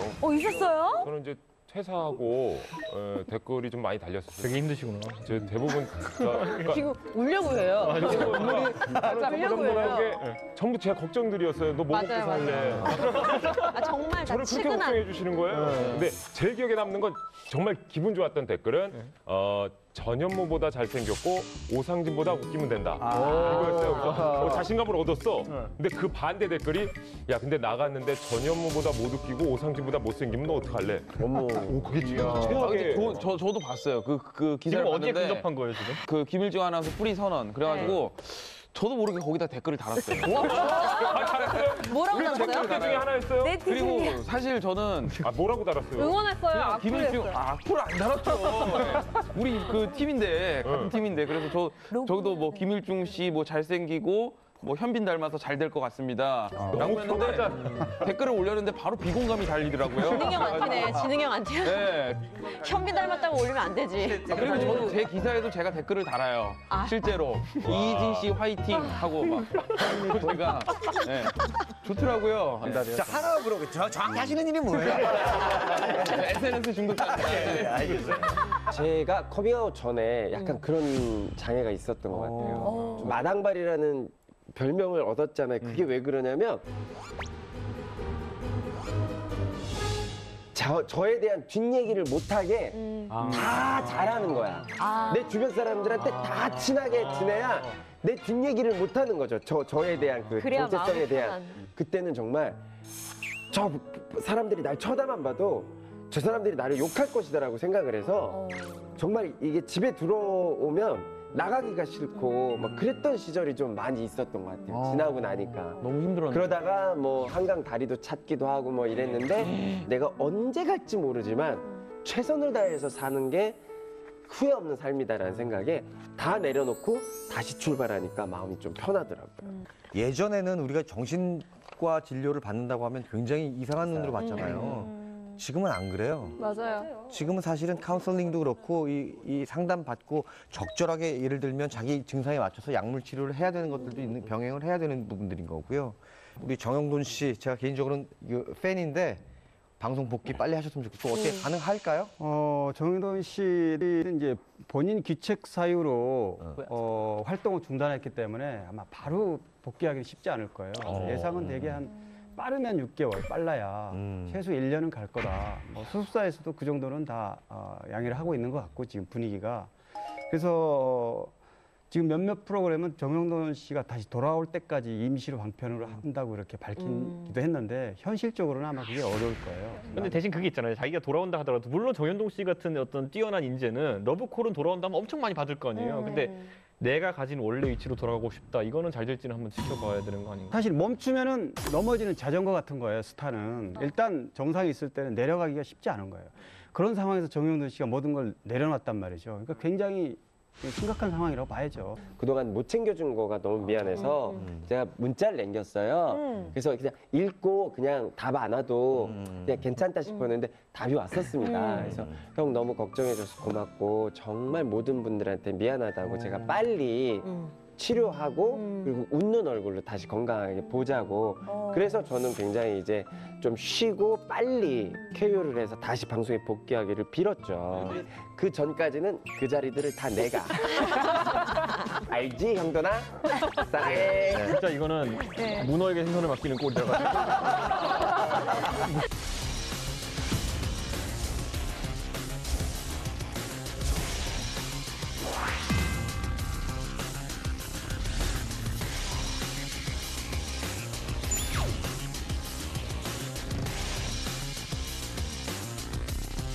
그러면 또 다음 풍문을 한번 넘어가 볼까요? 넘어가 볼까요? 100만 불짜리 웃음이에요. 그래요. 알겠습니다. 감사합니다. 네. 자, 마음의 병을 앓는 스타들과 관련된 또 다른 풍문 이번엔 뭐죠? 풍문으로 들어쇼. 네. 김구라 공황장애의 원인의 빛. 알고 보면 더 있다? 빠밤. 자, 풍문등을 켜주세요. 이 되게 유명한 건데. 그래요? 네. 유명해. 우리 네 분이 풍문등을 켜주셨는데 빚이 더 아니, 있다는 근데 이런 풍문이 있었어요? 뜨긴 떴죠. 장난이 아닌데 금액이. 찌라시에서 저도 이제 들은 건데 이제 17억 외에도 빚 보증을 서줘서 빚을 지게 됐다. 이런 것들에 대한 찌라시를 저는 본 적이 있거든요. 워낙에 많이 돌아다니고 워낙에 유명한 거라서 기자분들이 좀 자세하게 50억 이상이다. 50억 이상이다. 네. 그런 얘기. 근데 뭐 이런 거는 확인되지 않는 맞아요. 사실이에요. 제가 불을 켠 이유는 그러니까 이미 이제 김구라 씨가 한번 방송에 나와서 금액은 17억 정도가 된다라고 이제 아내가 얘기를 했다라고 말씀을 하셨는데 어쨌든 그 사건이 일어나고 그 발표를 했던 당시에 원금을 다 갚으신 상태가 아니잖아요. 그렇기 때문에 그 돈을 갚지 않은 이자는 지금도 계속 매일매일 늘어나기 때문에 빚은 더 있을 수밖에 없다라는 의미로 저는 이 불을 킨 거예요. 그러니까 김구라 씨도 방송을 통해서 얘기했을 때 뭐 16억, 17억 정도로 알려져 있지만 좀 더 돼요라고 흘리듯이 말씀하시긴 하셨거든요. 물론 그게 어느 정도의 액수인지는 직접 밝히지 않으셨지만 그걸 봤을 때 우리가 알고 있는 것 외에는 더 있을 것이다라고 추정할 수 있는 거죠. 이게 사실 김구라 씨가 빚을 떠안게 된 거는 아내 때문이잖아요. 근데 그 아내도 사실은 아주 우애가 돈독한 언니, 친언니가 자그맣게 돈놀이를 했다고 해요, 과거에. 그래서 그 언니가 동생 이름으로 보증을 서가지고 진 빚이 나중에 청산할 때 보니까 또 있더라. 그 액수가 밝혀지진 않았지만 17억 이외의 돈이 더 있을 거다. 이게 그러니까 어쨌든 김구라 씨 이게 처음으로 사건이 불거졌던 게 그 김구라 씨가 잠깐 자숙했던 기간이 있었잖아요. 네. 그리고 나서 2013년 4월쯤에 이제 복귀를 준비하고 있었어요.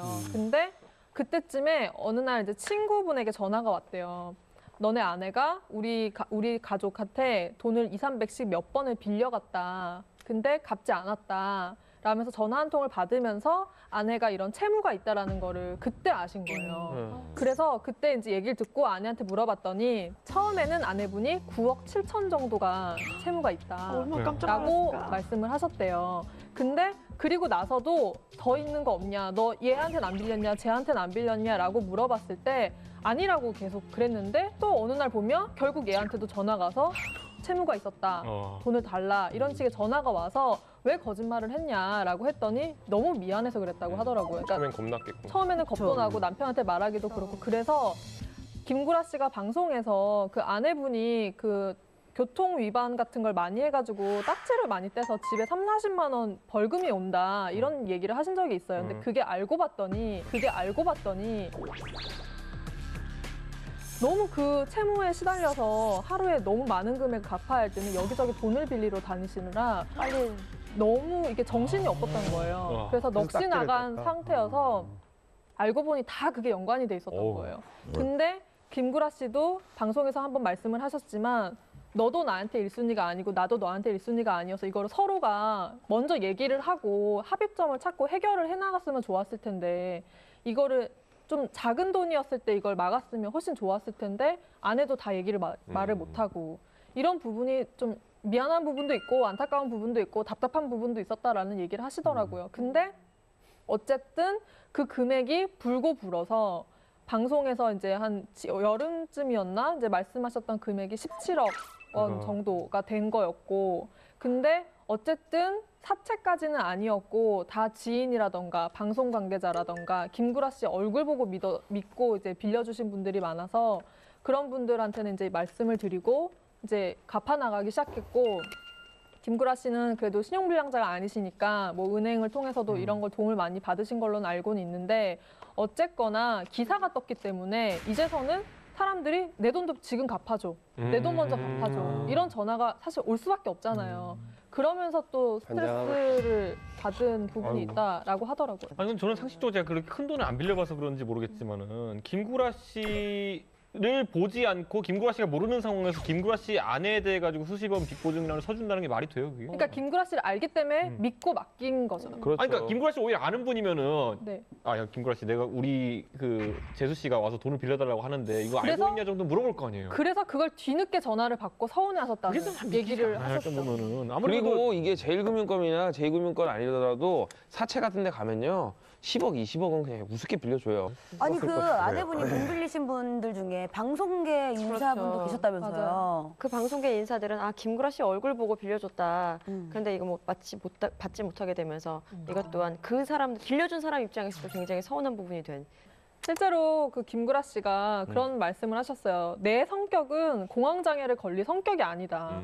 근데 어느 날 이제 아내분에게 그 부채 채무 얘기를 듣고 나서는 정말 답답했대요. 그리고 방송 녹화를 앞두고 있는데 아내에게 세 통의 전화 부재중이 와 있더래요. 그래서 이게 또 무슨 일이 터졌나 갑자기 불안하고 전화를 했더니 아내분이 맛있는 떡이 있는데 이거를 어쨌든 카드를 긁으려고 하는데 사도 되냐. 이런 별것 아닌 걸로 전화를 했던 거예요. 근데 김구라 씨가 이런 걸 왜 전화하냐고 막 그렇게 화를 냈고 실제로 그러니까 사소한 일에도 화가 많이 나고 답답하고 그런 게 있었다고 그러면서 이런 공황장애가 왔다 이런 말씀을 그래서 저런 스트레스 때문에 한동안 골프랑 술을 위안 삼아 그렇게 많이 즐기시고 마셨다고 합니다.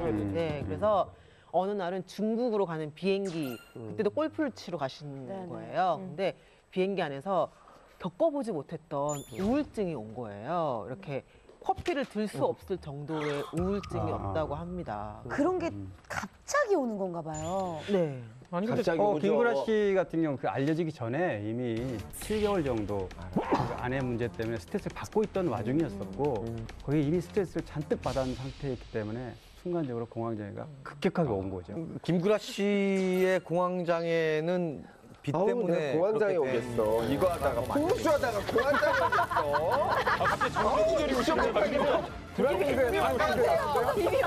아까랑 바뀐 거는 딱 단어 하나야. 빚.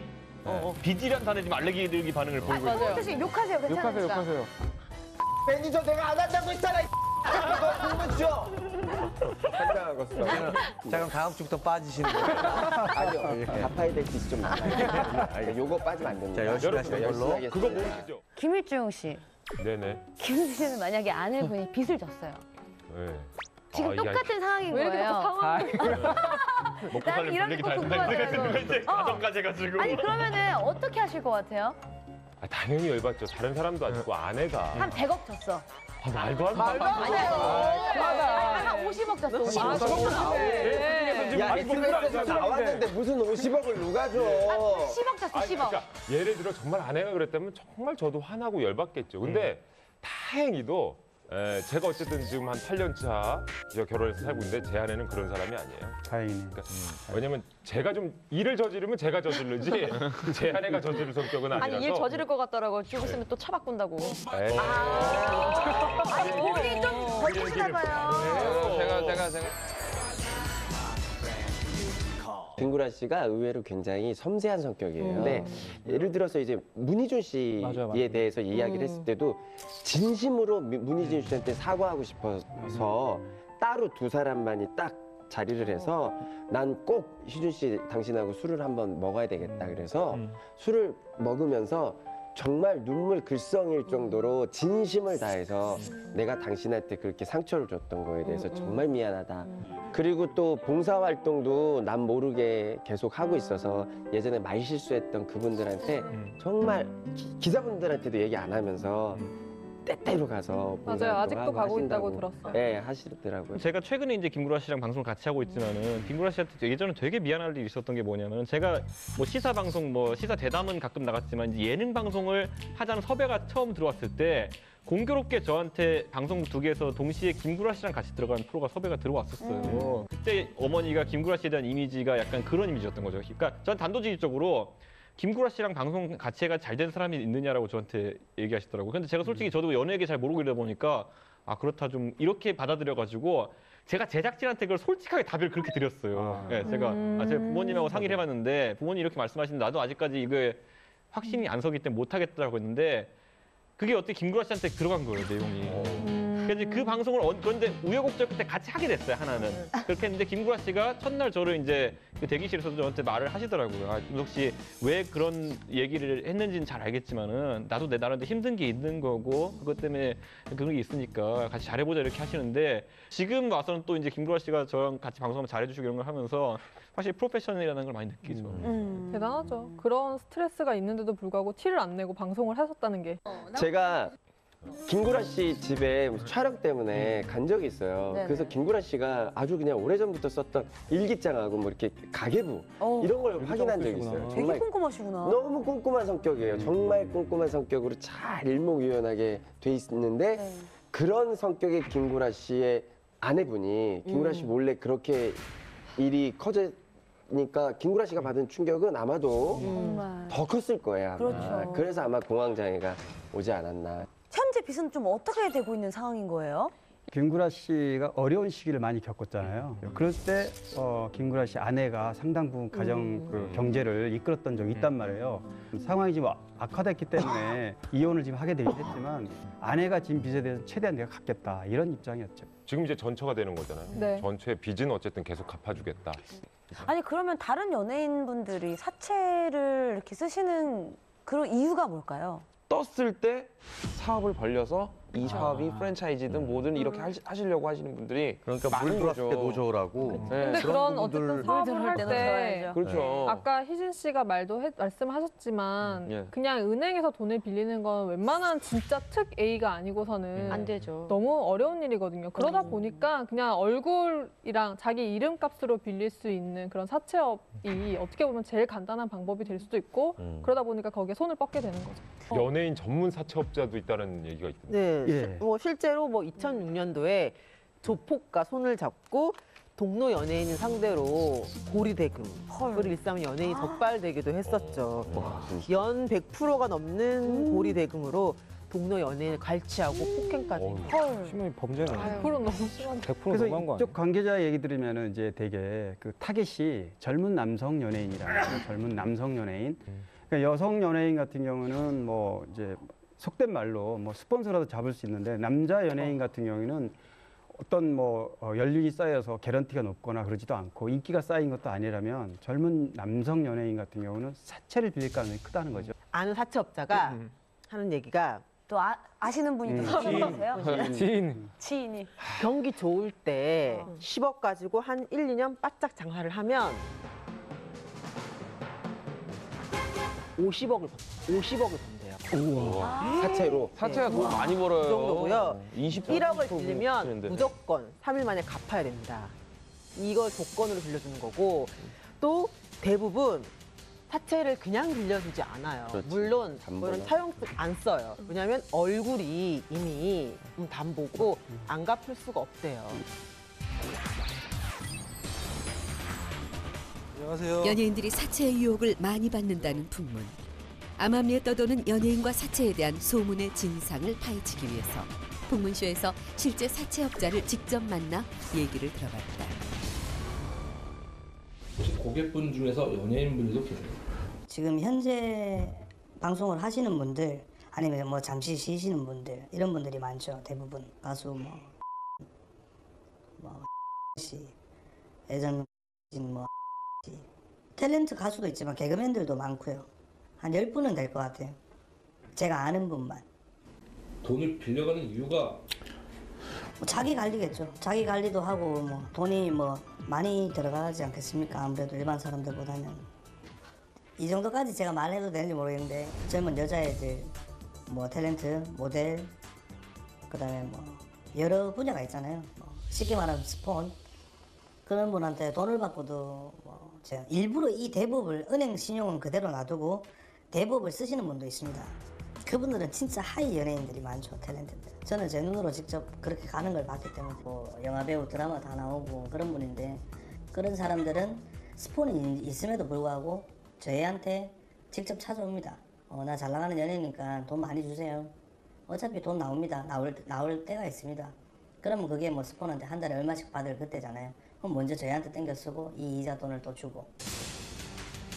현재 활동하고 있는 연예인들도 사채를 빌려 쓴다는 충격적인 이야기. 그렇다면 연예인들이 사채업자를 찾는 이유는 무엇일까?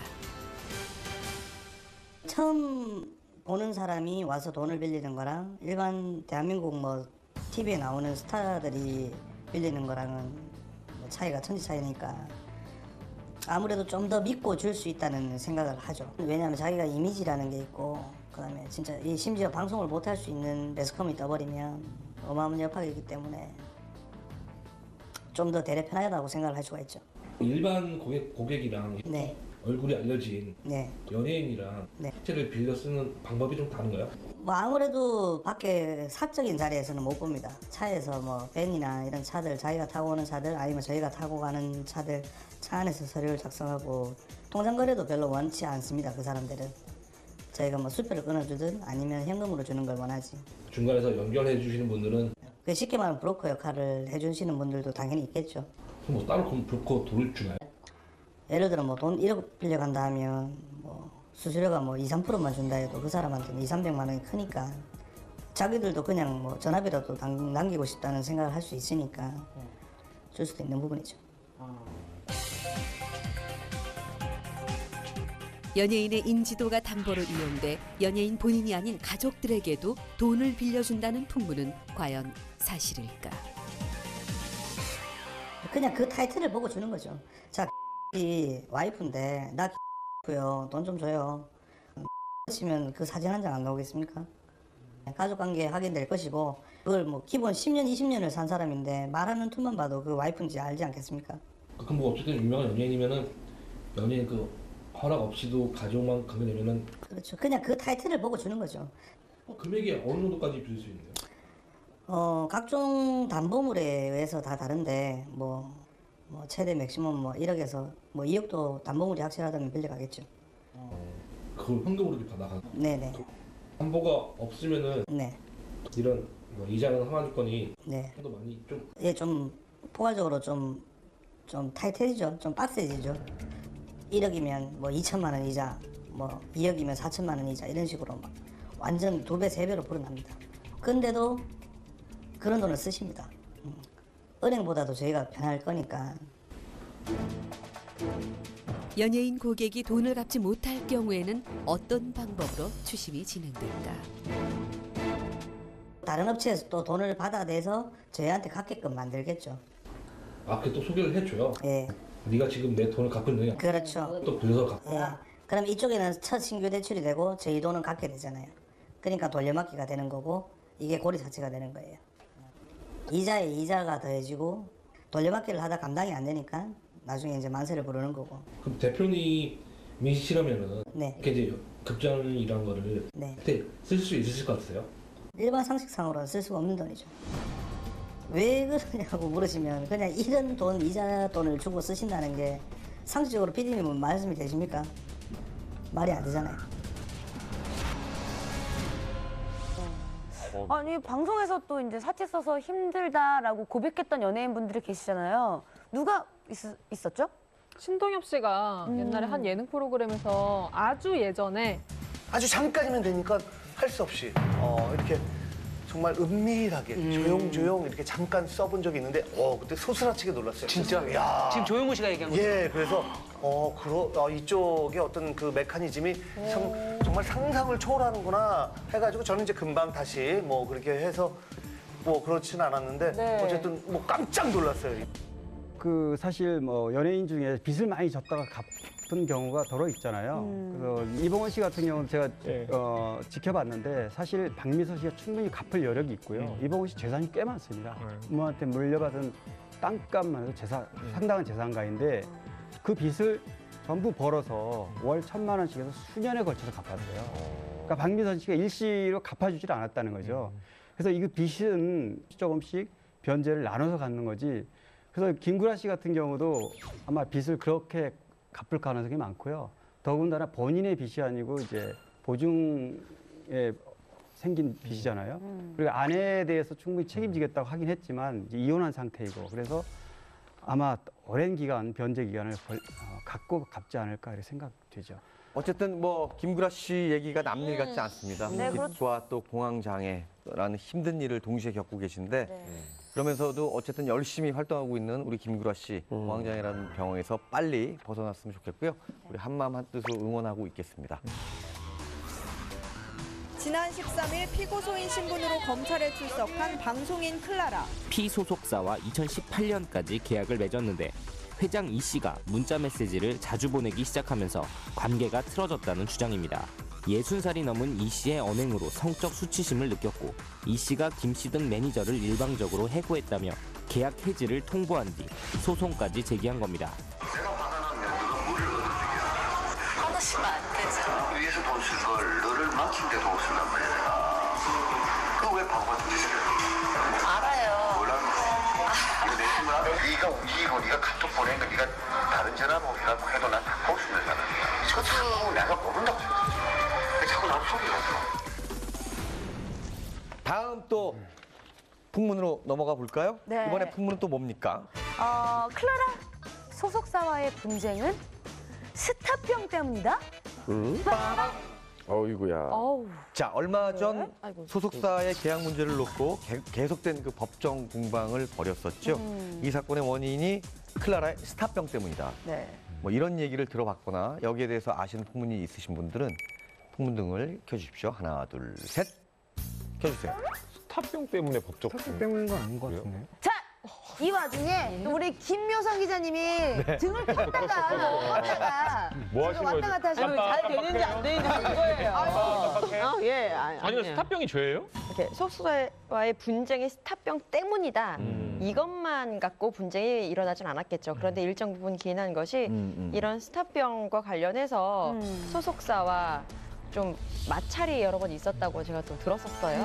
뭐 어떤 거요? 난 지방 촬영 갈 때 나는 몇 성급 호텔 이상의 욕조에는 뭐 프랑스 미네랄 워터가 다 있어야 되고 뭐가 디퓨저가 있어야 되고 꽃다발은 뭐가 있어야 되고 이런 거 나가는 거예요? 아니요, 뭐 그런 거 이게 스타병이에요? 되게 귀여운 거라고 볼 수도 있어요. 예를 들어서 뭐 내가 어떤 SNS에 이것을 올릴 때 검색어를 1위까지 만들어줄 수 있느냐, 이것을 기사화시켜서 내가 이슈될 수 있느냐라고 그 그건 좀 다른 차원인데 그거는. 아니 관심 받고 싶어 하는 것도 약간 이상한 것 같습니까? 아니 왜냐면 그냥 그건 사람 자체가 예를 들어 스타병이랑은 별 관계없이 좀 수가 얕은 것 같아요. 그건 보면은. 그러니까 뭔가 조작을 통해 가지고 본인의 인기나 이런 걸 올릴 수 있다고 생각하는 거는 차라리 어리다의 영역에 약간 들어가 있는 것 같아가지고. 근데 약간 자신감인 것 같아요. 자기가 이제 SNS에 내가 사진 올리면 무조건 화제가 된다. 약간 이런 자신감이 있다는 거를 이제 좀 스타병이라고 지금 이렇게 보고 계십니다. 그래, 그게 어렵진 않은데 실검 올라가는 게 순서가 그냥 올라오고 있지 않아 지금. 이리 와봐. 이리 와봐. 너의 정치 인생에 큰 위기가 온 거야. 이리 와봐. 이준석은 내가 지킨다. 네? 그 손 띄어. 알겠습니다. 민사로만. 그래. 근데 사실은 우리 클라라 씨 같은 경우는 물론 데뷔한 지는 어느 정도 시간이 있어요. 굉장히 오래됐죠. 굉장히 있었고, 근데 프로야구 시구에 굉장히 아주 컨디션을 일으켜서 레깅스를 입었죠. 시작부터 좀 남다른데요. 뿌렸습니다. 비교도 정확하게 들어갔습니다. 오늘 시구와 시타까지 모두 마무리가 됐습니다. 동영상이 1000만이 넘었잖아요. 네네. 우리나라 5명 중에 1명 다 본 거죠. 그 레깅스 입은 모습이 예뻤어요? 저 여자들 별로 못 느꼈어요. 저는 저도 시구를 해봐서 압니다만 시구를 그때까지는 그런 어떤 복장을 하고 나온 경우가 거의 없었어요. 제가 알기로는 클라라 본명이 이성민 씨잖아요. 네네네. 아버지가 코리아나 이승규 씨고 그래서 이제 사실 연기자로만 활동을 했을 때는 그렇게 막 섹시한 이미지를 어필한다거나 이런 게 전혀 없었어요. 근데 그래서 오죽했으면 두산과 LG 경기가 있던 날 소개를 했을 당시에 그 사회했던 분이 그 모델 겸 방송인이라고 소개를 했었대요. 현장에서. 오죽 인지도가 없었으면 누군지도 몰랐던 거죠. 근데 제가 그때 당시 매니저를 통해서 확인했던 거는 뭐였냐면 원래는 그 의상이 아니었대요. 그 레깅스가 아니었대요. 그때 당시만 해도 이제 여자 연예인분들은 핫팬츠를 입는다거나 오히려 노출이 좀 있었나요? 네, 청바지를 입고 배꼽티를 팝 이런 걸 입는다거나 뭐 이런 식의 도전을 해서 주목을 받으려고 했지 어느 누구도 레깅스로 몸매를 드러내겠다 이런 진짜 생각을 레깅스 한 여기까지 올라왔죠? 아니요. 하이웨스트. 맞죠. 저기 유부남인데 굉장히 기억력이 정확한데요.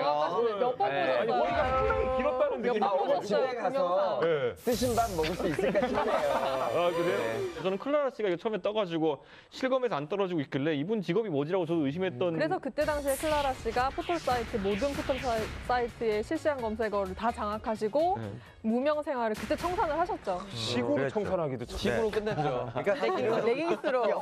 야구로 치면 어떤 경우냐면요. 2군에 있었던 선수가 한국 시리즈에 1군에 콜업 돼가지고 있다가 9회 말 투아웃에 역전 말로 없는 친구랑 똑같은 거예요. 그러니까 그럴 만큼 파급 효과가 컸다라는 거예요. 근데 좀 특이한 게요. 그간의 그 무명 생활을 레깅스로 청산을 했다면 이제 정말 연기자로서 그렇죠. 내 본 모습을 보여주겠다라고 각오를 다질 법하기도 한데 근데 클라라 씨는 이 연기보다는 뭐 예능이라든지 가수 활동을 오히려 갑자기 더 많이 했어요.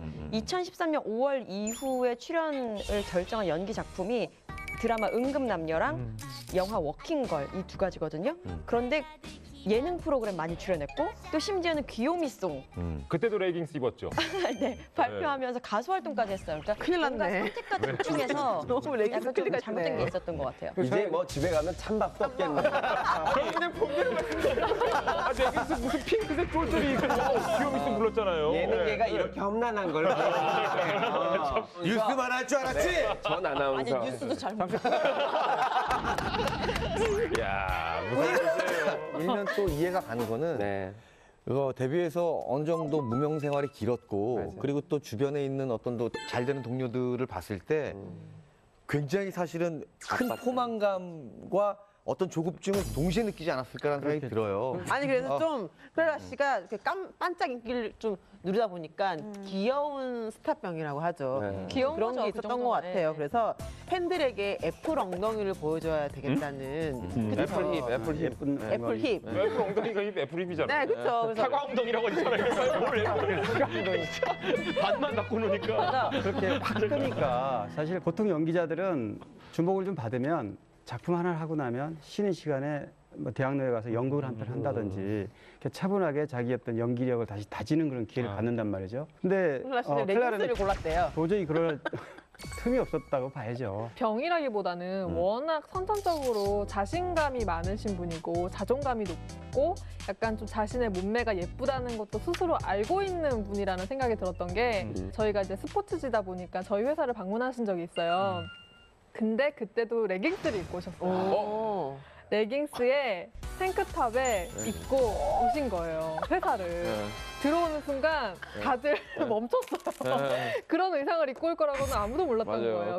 클라라 씨 그 친척분이 그 제가 아시는 분의 이제 프랜차이즈 그 사업을 한다고 그 상담을 받으러 오셨거든요. 그때도 이제 그 모자를 깊게 눌러 쓰셨대요. 근데 푹 패인 옷에다가 또 레깅스를 또 입고 오셔가지고 누군가 그랬더니 알고 보니까 클라라 씨였다고. 일종의 유니폼이죠? 그렇죠. 유니폼이 된 거죠. 스티브 잡스의 청바지, 클라라의 레깅스 뭐 이렇게 생각하고 움직였던 것 같아요. 아니 근데 이 정도라고만 한다면 클라라 귀엽죠, 씨의 어떤 그 애교 스타병이라고 봐야 될 것 같은데 이 스타병 때문에 법정까지 쓴 거는 좀 과한 거 아닙니까? 법정 공방까지 합의를 갔잖아요. 했고요. 네. 그 부분은 합의를 했고 이게 잘 마무리가 병 됐죠. 때문이라고 하기보다는 이게 이제 뭐 여러 가지 문제가 있었는데 그 중에서 이제 전 소속사랑 얘기가 달랐던 부분은 클라라 씨는 나는 에이전시 계약을 했다. 그래서 다른 회사랑 전속 계약을 할 수 있는 몸이다라는 주장이었던 거고 전 소속사는 아니다 전속 계약을 했다 이렇게 얘기를 했던 건데 이제 아무래도 제 생각에는 당시에 워낙 클라라 씨가 핫하다 보니까 여기저기서 러브콜이 오지 않았을까. 아니 계약서가 있는데 왜 그게 분쟁이 나죠? 뭐 그러면서 이제 여러 해석의 가지 차이가 좀 있고 아 전속이다 아니다에 대해서 해석의 전속 개념하고 에이전시 개념하고 좀 차이가 있는데 이제 그 부분에 대해 해석을 달리하다 보니까 갈등이 생긴 거고 제가 그 클라라 같은 경우는 사실은 이제 일광그룹 이규태 회장 아드님이 이 연예기획에서 좀 관심이 좀 많아가지고 사실 그거 처음에 만들 때 거기 관계자분이 저하고 협의한 적이 있어요. 사실은 그 김범수 씨를 영입하려고 그러는데 어떠냐 이런 거를 좀 묻고 그래서 상의해 준 적이 있고요. 그래서 클라라 씨 사건 나고 나서도 그 부분에서 좀 물어봤어요. 그 관계자분이 이제 제가 대학원 동기라서 굉장히 좀 자주 만나는 분이라 좀 구체적으로 이게 드러나 있는 얘기 말고 정말 클라라의 어떤 성격상의 문제가 있느냐 했더니 원래 클라라가 스위스에서 태어났고 또 부모가 연예인 가족이잖아요. 그리고 해외에서 좀 많이 자랐고 그래서 성격 자체가 아주 자유분방하다. 갈등이 생겨서 서로 이렇게 좋지 않은 얘기를 했을 뿐이지 클라라 본인에 대해서는 상품성의 가치, 연예인 가치로는 굉장히 높다 이렇게 얘기하더라고요. 그래요. 어쨌든 좀 매니저 문제는 좀 있었던 것 같아요. 그래서 제가 이후에 클라라 씨를 취재를 하려고 매니저 번호를 좀 수소문해 보니까 매니저 번호가 3개 정도 오더라고요. 그러니까 아주 단기간에 회사를 많이 바꾼 거는 맞는 것 같아요. 정리가 안 됐군요. 근데 보통 연예인분들은 한 데뷔한 지 어느 정도 되면 혹은 어느 위치에 오르면 그런 스타병이나 연예인병이 될까 들랑말랑 이런 게 언제쯤 와요? 시기는 따로 없는 것 같은 게 옆에 희진 씨 보니까 저는 연예인한테 물어보고 있었는데 저는 스타병이 아니라 저는 스타입니다. 예. 이봐. 예. 예. 길가에 가면요 공정해. 다 알아보고요. 공정해. 그리고 얼마 전에 그 횟집이라고 있어요. 거기서 예. 저희 회사 회식을 했는데 저기 사인 좀 해주세요. 이래길래 해드릴게요. 이러고 제가 딱 써드렸죠. 예. 아니 전 연예인한테 물어봤다니까요. 재밌는 얘기 하나가 떠오르는데 정엽 씨 있잖아요. 정엽 씨. 가수 정엽. 정엽 씨. 저도 이제 들은 얘기인데 저희 이제 식당에 가면 꼭 사인을 해달라고 하시잖아요. 그러면 근데 사인해드리고 뭐 대박 나세요 혹은 뭐 너무 잘 먹었습니다. 대박이에요. 음식 맛 너무 대박이에요. 뭐 이러잖아요. 정엽 씨는 맛이 없으면 자기가 맛이 없으면 정엽 먹었습니다. 이렇게 쓴대요. 되게 솔직하시다. 솔직하네. 자를 빼고 맛있다는 말은 주고도 못하는 거죠. 야, 그럼 각 음식점 사장님들 지금 보시겠는데? 잘 먹었습니다면 우리 집 음식이 좀 괜찮구나는 거고 먹었습니다. 그런 것도 있잖아요. 왔다 갑니다. 왔다 갑니다. 우리가 원하는 유재석 씨도 그랬대잖아요. 신인 때 정말 사람들한테 나 TV 나온 사람이다라는 걸 알려주기 위해서 대본에 이름을 적어서 그 이름 부분이 잘 보이게 해서 뒷주머니에 꽂고 다녔다고. 유재석 씨가 그런 때가 있었다는 거 들으니까 참 누구나 신기하네요. 그럴 때는 있는 것 같아요. 유재석이 키도 크고 이래가지고 다 알아볼 텐데 그래도. 유재석 씨도 무명 생활이 길었어요. 유재석 씨 무명 왼쪽에 하고 때 다니던 그런 그 꽁트 코미디 하면 뭐 지나가는 행인 일, 이 이런 거 많이 많이 했어요. 했어요. 신인 때. 그제 이런 것 같아요. 전국구 정도가 되면 전국구. 그러니까 예를 들어서 어느 지역에 가더라도 알아보는 알아볼 수 정도가 되면 우쭐하는 기분이 생기죠. 누구나 할 거 없이 그런 마음을 표현하든 안 하든 생기는 건 5만 프로 생깁니다. 그렇죠. 근데 이제 그것을 어떻게 자기가 컨트롤하고 또 보여주는 대상들한테 그게 가식이 아니라 진심으로 겸손하게 대하고 하는 것들을 사실은 그게 그 사람의 인격인 거죠. 글쎄 뭐 그런 감정을 못 느껴보신 앞에 계신 기자님들은 잘 모르실 거예요. 그렇지 않니, 진영아? 우리는 뭐 늘 그렇잖아. 네. 아니 근데 어디 방송을 하시다가 그러니까. 지금 저희 홍쇼가 한 10% 20% 나오게 되면 느끼실 거예요. 느끼실 거예요. 네. 머지 않았어 자기들. 좀만 더 열심히 해봐. 열심히 할게. 그래. 섬에서도 다 알아본다. 자, 이 정도는 귀엽지만 사실은 정말로 스타병 때문에 논란에 휩싸였던 분들도 계시잖아요. 그렇죠. 최근에 이제 저희 우리 기자들이 박형식 씨를 이제 인터뷰를 했어요.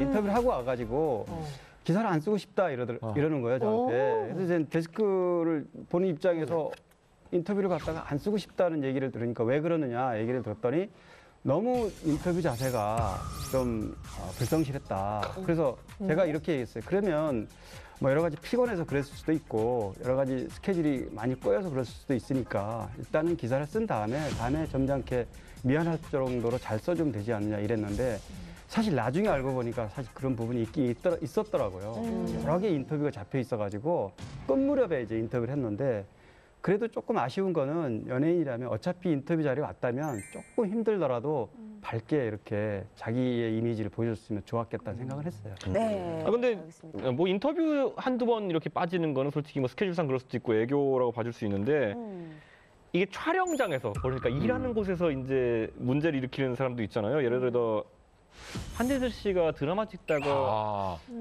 그런 유명했죠. 별다른 상도 없이 옛날에. 갑자기 해외로 가버렸다 이런 얘기도 들었는데 사실 이게 또 스타병의 한 가지 발현 형태 아니냐라는 얘기가 있었거든요. 당시에 촬영장에 문제가 많기는 많았어요. 그때 당시에 드라마 쪽대본 문제도 심했었고 배우들이 대부분이 잠을 못 자고 있었고 거의 한 몇 달에 걸쳐서 그러니까 스트레스도 너무 심해지고 심지어 대기 시간도 길어지고 막 여러 가지 문제가 생기면서 그리고 거기다가 그때 당시에 시청률이 정말 최악이었어요. 그래서 사실 뭐 배우 입장에서 연기할 맛도 안 났을 것 같아요. 근데 여러 가지 문제가 복합적으로 되니까 한혜슬 씨가 이제 가족들이랑 지인들이 있는 미국으로 돌연 가버리신 거죠. 맞아. 하지만 이제 며칠 뒤에 이제 난리가 나고 기사가 뜨고 이제 주변 사람들의 설득과 여러 가지로 다시 돌아오셔서 촬영장으로 돌아오시긴 하셨는데 사실 뭐 남아있는 배우들이나 뭐 스태프들은 썩 좋은 상황은 아니었던 거죠. 이준기 씨도 예전에 스타병에 대해서 고백을 했었잖아요. 네. 네. 본인이 얘기했었죠. 네, 본인 스스로 했었잖아요. 스타병이 있었다라는 얘기를 했었고 그때가 이제 왕의 남자 찍고 천만 배우 완전 핫했을 때 모두가 이제 이준기 씨를 찾고 러브콜을 보낼 때였던 거였죠. 근데 이제 그때도 인터뷰 논란이, 태도 논란이 있었고 본인이 그냥 주변 사람들에 대해서 하는 행동 때문에도 논란이 있었는데 본인이 과거에 그랬었다, 스타병에 걸렸었다라는 얘기를 되게 떳떳하게 했어요. 그래서 또 실제로 친구들한테도 좀 허세를 좀 부렸나 봐요. 친구들이 야 너 역겨워 그랬다는 거예요. 그래서 그날 밤 엉엉 울고 초심으로 돌아갔다. 이런 얘기들이 귀엽네요. 근데 이게 귀엽네요. 또 네. 참 그 뭐 스타라는 게 신경 써야 될 것도 굉장히 많고 그리고 또 모두의 이목이 집중될 수밖에 없는 그런 직업이다 보니까 네네. 작은 실수도 본의 아니게 크게 확대되는 경우도 있고요. 네네. 물론 더 겸손한 마음으로 그런 자세를 갖는 것도 중요하겠지만 바라봐 주시는 분들이 좀 더 아주 좀 너그러운 마음으로 이쁘게 봐줬으면 좋겠다는 그런 마음이 들어요. 네. 네, 오늘 정말 말씀을 너무 왜 이렇게 멋있게 하세요? 아니 어디 스피치 학원 이런 데 그러니까요. 다녀오신 거 아니에요? 이거 고질문 한 번 이렇게 배우시잖아요. 예. 정확히 하시는 일이네요. 아니, 배우가 이렇게 말씀을 정확히 하시는 일인 거예요. 예? 사실은 세이지하고 있다. 네. 여러분 오늘 저희가 준비한 이야기는 여기까지입니다. 밀착 토크 쇼! 다음 시간에도 궁금하고 재밌는 얘기로 찾아뵐 것을 약속드리겠습니다. 감사합니다. 감사합니다. 야, 우리 일종의 하나 했다, 야.